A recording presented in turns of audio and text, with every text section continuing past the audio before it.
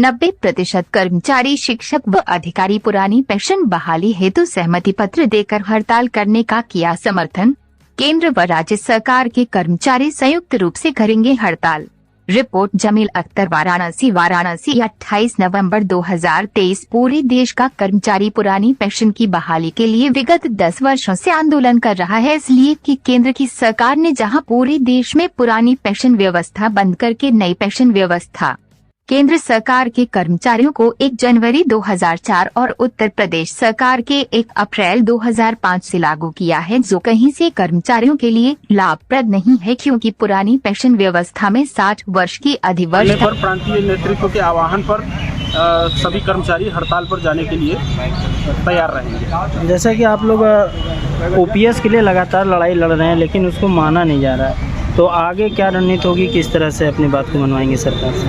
आगे की रणनीति में अभी आज जो है कलेक्ट्रेट के 75 जनपदों के कर्मचारी जो है आज लखनऊ में राजस्व परिषद का घेराव करके वहां धरने पर बैठे हुए हैं। निश्चित रूप से शाम तक कोई न कोई जो है सार्थक उत्तर माननीय राजस्व परिषद से हम लोगों को प्राप्त होगा। हो सकता है कि ओपीएस के संबंध में जो है माननीय राजस्व परिषद की तरफ से सरकार को जो है पत्र लिखा जाए। आगे की रणनीति में हमारे प्रांतीय अध्यक्ष माननीय सुशील कुमार त्रिपाठी जी वहाँ जो धरने पर इस समय बैठे हुए हैं, उनका जैसा आह्वान होगा वैसा हम लोग करेंगे। कर रहे हैं, किस प्रेस कॉन्फ्रेंस रखे हैं? देखिए, आज हम लोग जो है ओपीएस आंदोलन किए हुए 10 वर्ष हो रहे हैं पूरे, और 10 वर्ष के बाद ज़्यादा हम लोग हड़ताल की ओर अग्रसर हैं, जिसके लिए कर्मचारियों से सहमति पत्र भरवाए गए हैं। हमारे सभी विभागों ने सहमति पत्र बड़ा जोश खरोश के साथ भरा है, और सबकी मानसिकता है कि हम अब हड़ताल को, अगर हमारा केंद्रीय नेतृत्व निर्णय लेता है तो हम हड़ताल करेंगे।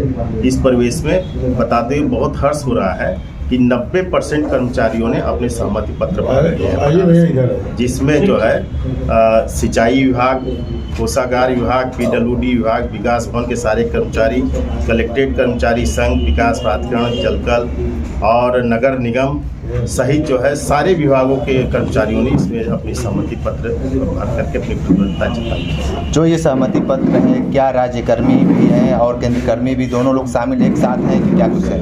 नहीं, बिल्कुल आपका कहना एकदम सही है कि केंद्रीय कर्मचारी भी इसमें जो है शामिल हैं। उनके अलग से ये भरे गए थे, जैसे आयकर विभाग है, रेल डाक सेवा है, डाकघर है और रेलवे है। रेलवे में हमारे BLW के भी लोग हैं। सभी लोगों ने फार्म भरे हैं और सबके जो है किसी के 87%, कोई 89%, कोई 90%, सबका जो है हड़ताल पे सारे कर्मचारी लोग। क्या लगता है कि सिर्फ बहुत सारे लोग वही होते हैं कि फार्म भर देते हैं, फिर एंड मौके पे गायब हो जाते हैं? नहीं, ऐसा तो मुझे नहीं दिख रहा है, क्योंकि हम लोग सहमति पत्र रख करके स्वेच्छा से काउंटर लगा के सारे ब्लॉकों पे, तहसीलों, विभागों के लोग स्वेच्छा से आए और भर करके कहे कि नहीं, ये आवश्यक है, हमारे बुढ़ापे के लाठी का सहारा है और इसके लिए हम आर पार की लड़ाई लड़ने के लिए। सरकार ये कह रही है कि ओपीएस विकास में बाधा है, इसीलिए हम ओपीएस देना नहीं चाहते हैं। नहीं, ऐसी बात नहीं है। सरकार, तमाम राज्य सरकारों ने लागू भी इसे किया है, उनके यहाँ तो कोई बाधा नहीं है। केंद्र सरकार, चूंकि केंद्र सरकार ने इसे लागू किया था और राज्य सरकार को भी निर्देशित किया था कि वो चाहे अपने यहाँ लागू कर लें, जिसमें 3 स्टेट की गवर्नमेंट ने लागू भी नहीं किया था।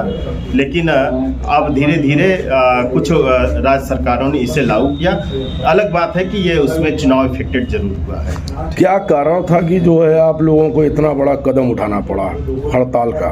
देखिए, 10 वर्ष का संघर्ष बड़ा लंबा होता है और 10 वर्षों में हम लोगों ने लखनऊ से लेकर के नई दिल्ली तक, रामलीला मैदान तक हम लोगों ने संघर्ष का काम किया और माननीय मुख्यमंत्री, माननीय प्रधानमंत्री, माननीय राष्ट्रपति महोदय को ज्ञापन भी दिया गया, लेकिन कहीं भी आज तक सकारात्मक रुख गवर्नमेंट का नहीं दिख रहा है। इसलिए अब हम लोगों को हड़ताल की ओर अग्रसर होना पड़ रहा है। ये हड़ताल कितना दिन चलेगी, कुछ बता सकते हैं? अभी तो हम लोग हड़ताल का ये निर्णय हमारे शीर्ष नेतृत्व लेगा और हम लोग ये मान के चल रहे हैं कि अनिश्चितकालीन हड़ताल की हो जाएगी। तो इससे तो और भी लोगों को परेशानी बढ़ेगी अगर आप लोग हड़ताल करते हैं तो?